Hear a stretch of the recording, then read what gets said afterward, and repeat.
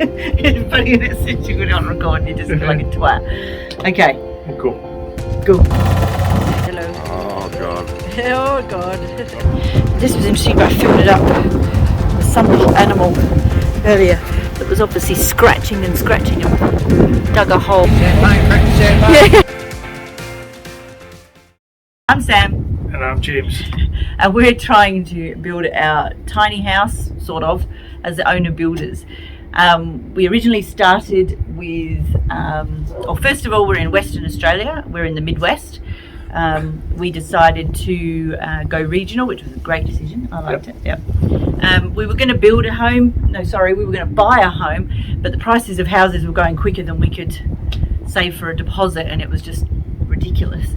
So we decided in the end that we weren't getting value for money with what we were buying, and obviously markets always goes down as well. And James and I both sort of would like to make a home that actually is financially viable as well, which is why we decided to do the tiny house.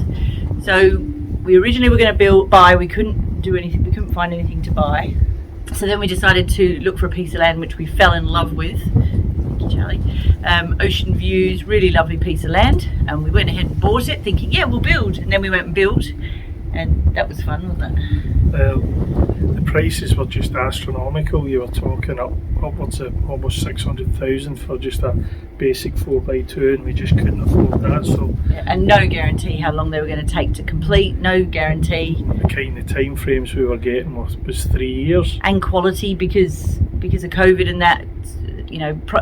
As well as primary resources being really hard, trades were really hard. So they were just getting any old person that could, pick up a trowel or whatever, and they were employing them. So the quality wasn't that great either. So we felt very not confident to build. So that's when we decided to do Owner Builder. So we wanted to do this YouTube channel as a way to help you, because when we were doing the research, it was just overwhelming. There was so much information. Some of it was just so unclear. Didn't really know where we stood, what we could do, what we can't do. WA laws are different to Australia, and they're certainly different to America. A lot of the YouTube channels were all American based, which is great. I love your system over there. You can just build whatever you want basically. But here they call it the nanny state, and I think they're probably pretty much right. So it was really hard. There was one good website that I found, was called DIY Granny Flats, I think, but I'll put that information in the description. They were actually really, really helpful. Their videos, their online blog. He built a granny flat in his backyard basically, and he offers a service where they do the surveying and the drawings and help you with all that sort of stage. I got a quote for ours, and it seemed, I can't remember how much it was, but it was about 10 grand, I think, 8 or 9. And at the time I thought, oh, it's too expensive, and I don't really want to, maybe we can do it cheaper ourselves, and and now that we're at this point, which is where we've got the slab laid, I think it was probably a really good thing, especially if you don't know what you're doing. I think having that expertise would really help. But they were Victorian based as well, which I sort of thought was a little bit awkward. Hence why we're doing this video, to give you more specific information that we couldn't find.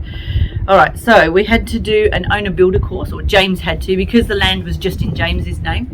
He was the one that had to do the owner builder course, but obviously I did it with him, and then that way I've got a bit of information, understanding to help him. How'd you find the course? It was okay. Yeah, it was, working in construction previously, it was sort of stuff I'd done before, so it was just a matter of triggering the brain again. Yeah.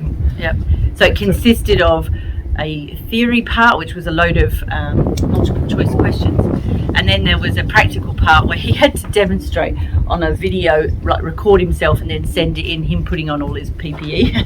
Hard hat, vest, glasses, all that kind of stuff. So you enjoyed that? I loved it, yeah. I don't think you did. All right, and then once we passed that, that was about $300 odd, and you have to get your white card. If you haven't already got it, you have to get that as well, which James got as well. I think that was an extra $60 or something, from memory. I think you should start. Again, I will include all the prices. So we originally bought the block, when was it? Was it April last year? Yeah. April 2022. So just to keep you on the timeline, today is the 12th of March 23. So what has happened is we bought the block, then we had to start getting all the approvals, which Sam will run through with you now. So once we got our owner builder and our white card, we then had to fill out it was for a class 1A bill because it's a granny flat, not a main house. And there were certain restrictions with our council, or our shire actually, where we had to go under a certain square meterage for it to be an ancillary house. Otherwise it would be considered your main house and you wouldn't be able to build a main house later on down the track. So we had to be really mindful of all those restrictions. So then once we had our owner builder, we put in a Form 75 owner builder approval. That's through the Department of, I have to write it down because I can't remember, Department of Mines and Industry or something. Again, I'll put all this all the actual information properly in the description box.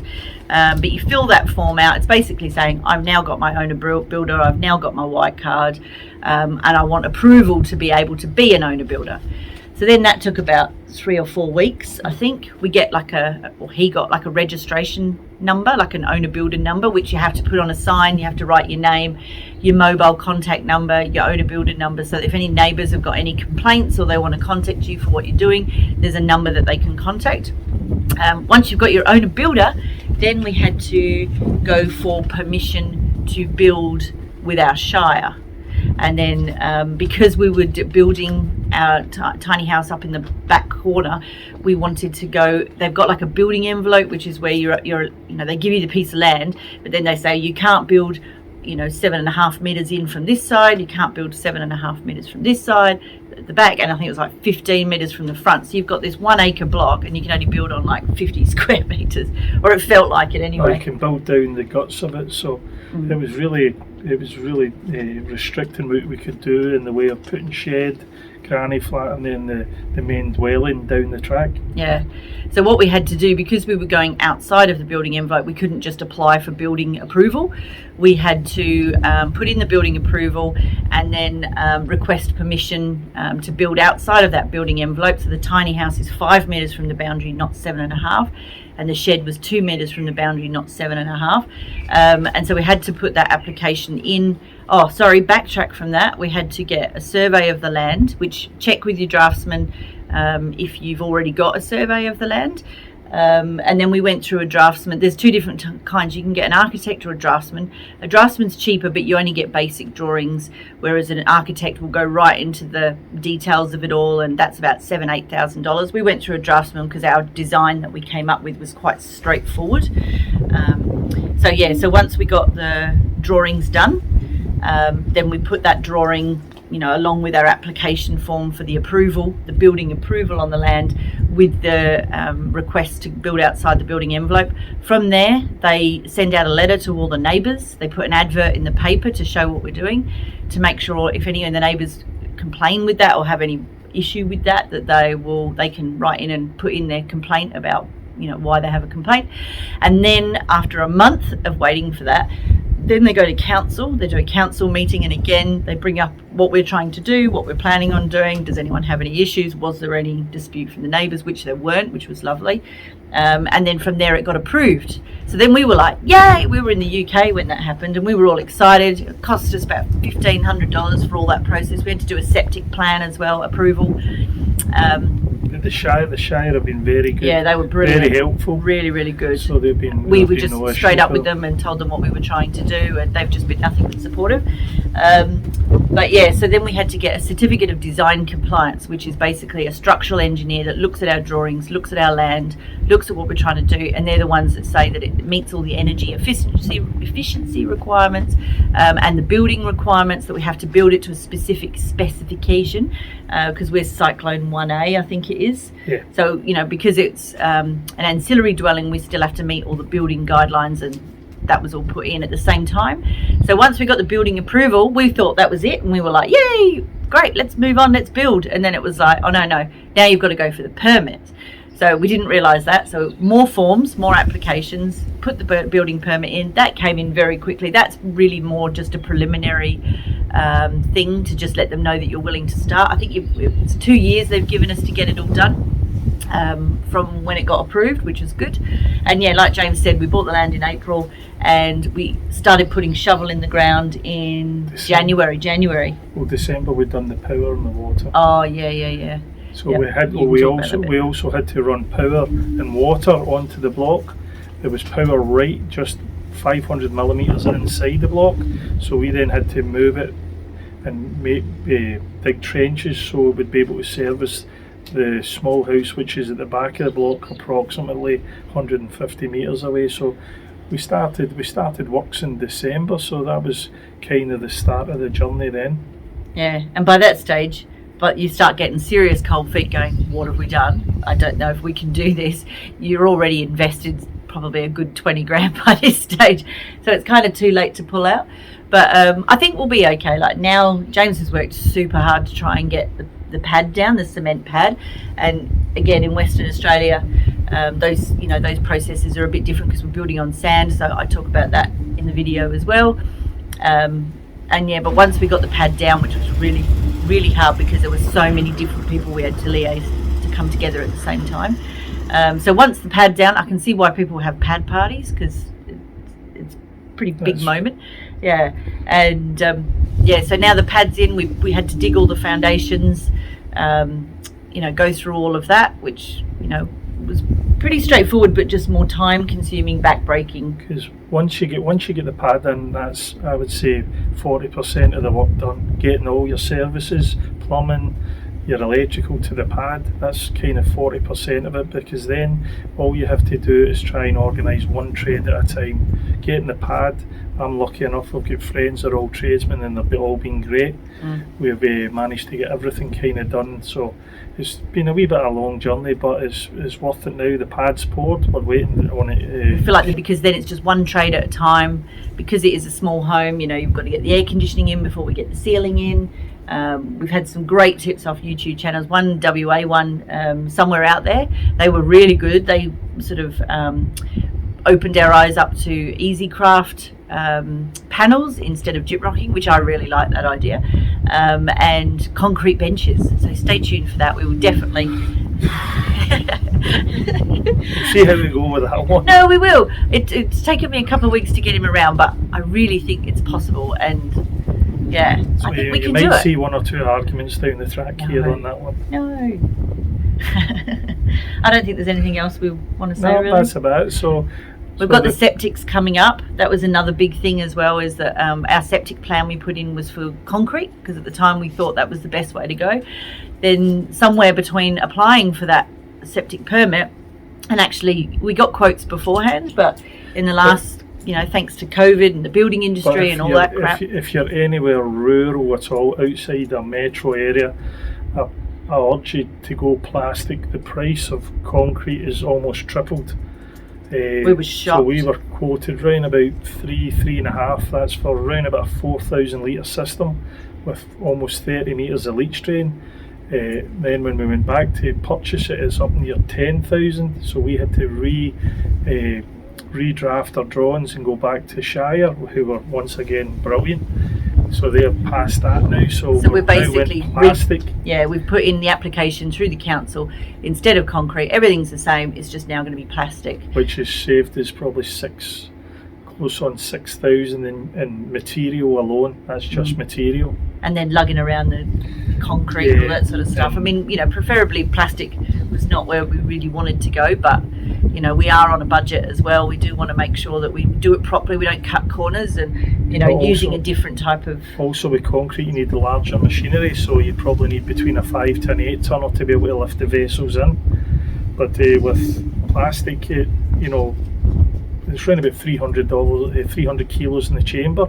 So you only need the smaller machine, which cuts cost. You can bring the excavator on a trailer rather than being taken there via low loader. So it's just a win-win. So I urge anybody that's looking at this now, just if you're going in rural areas, to go plastic. It'll save you a fortune. Yeah.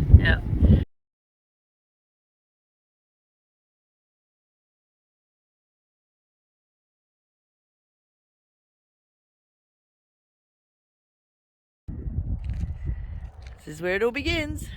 So we put a metre marker there, and then we dug all this trench here, which is put the power in.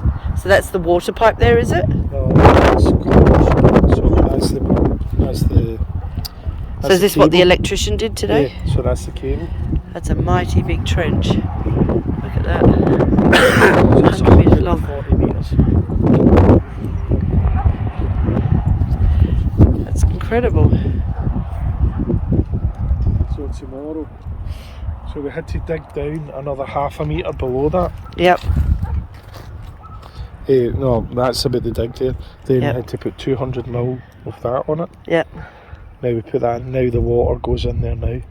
Okay, on the top. Just there before we backfill it.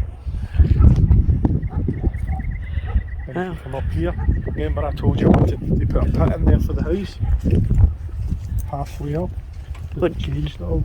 Oh, right, okay. So that's our water in our block. And Sam's now going to christen the block. I don't want to. Just turn this, okay, just turn the tap. And then that'll work. There we go. That's And it's turning, and the bills start.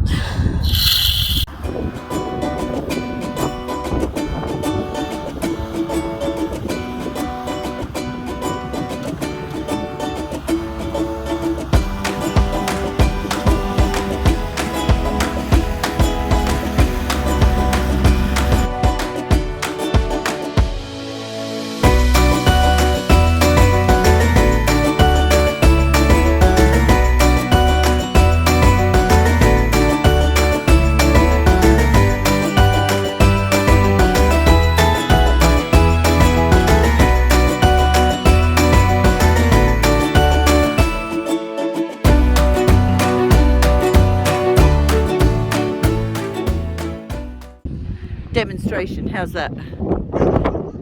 Okay, so this is called a petrometer. Yep, petrometer, and it tests how dense the ground is that correct?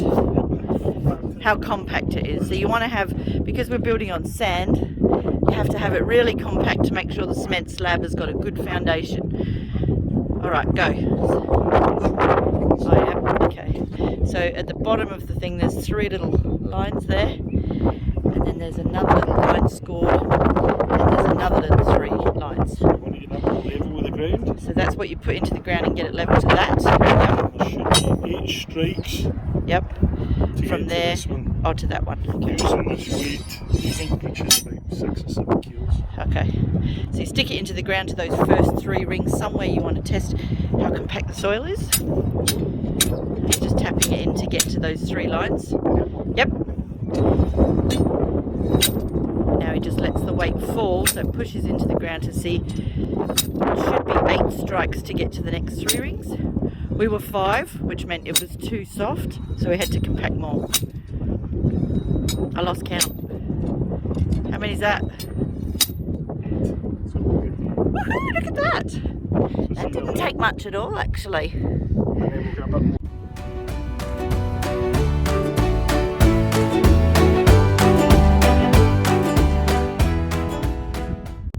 Foundations almost finished. Kitchen pipe. That's bedroom 3. This is the laundry. And then this is the bathroom.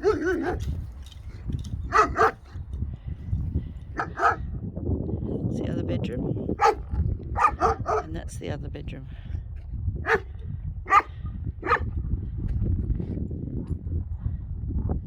This is the lounge area and the kitchen.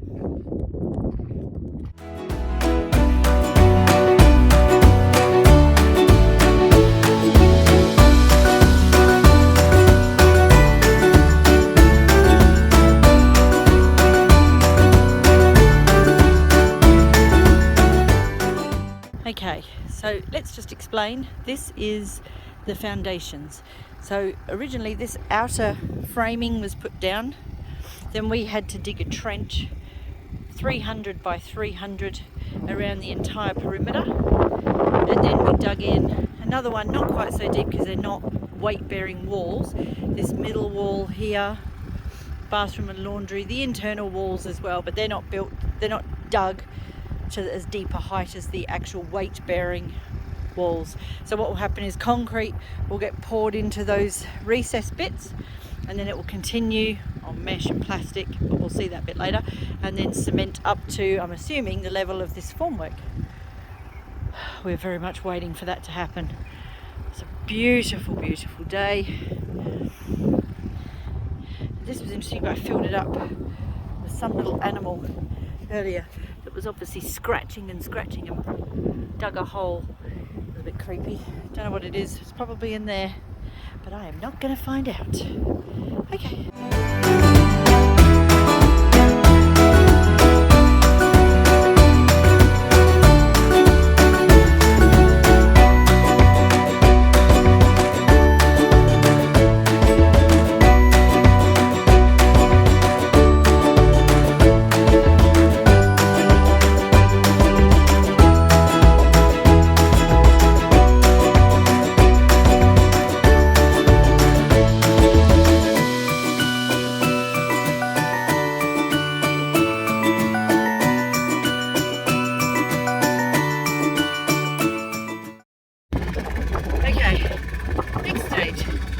Come up here to put the chairs in the mesh. James is still whack-a-packing. Hang on. Because he's trying to make a makeshift driveway for the cement truck. Otherwise, the cement truck's going to get bogged and then we're not going to be able to lay the cement. I'm certainly not going to get any YouTube followers with my sexy body right now. Anywho.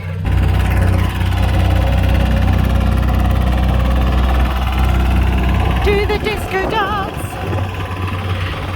Anyway, so yeah, so we've got the mesh in place. We've got the trench mesh, which is like a thinner mesh to go on the inside of that. There's all the piping. All the plastic goes under the piping, so the weight of the cement doesn't pull it down. You'll see these. You get them in packs like that yellow thing there. Okay. And these apparently are called chairs. So this is what we've got to do to lift up the cement. Here's a chair.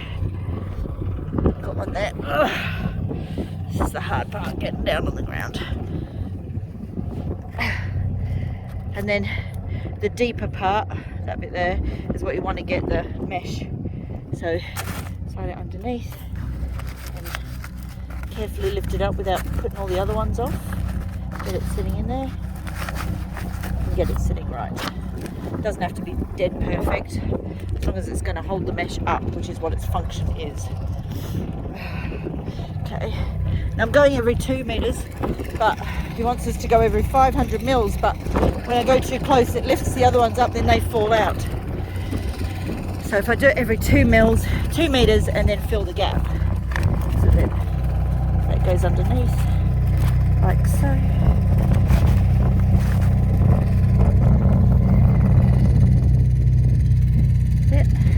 Lifting the mesh off the ground. We've got to do that for all the way around the outside first off.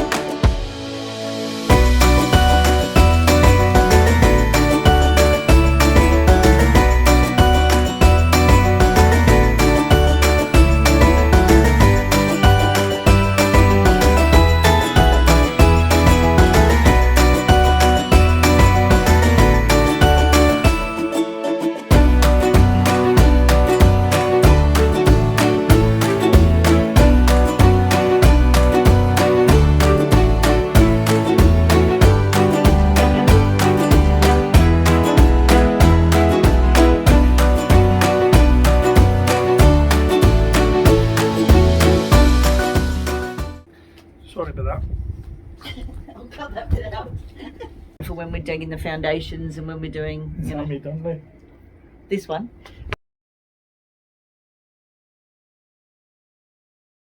Fights. No, we won't be fighting. Okay guys. Thank you. Bye. That was good.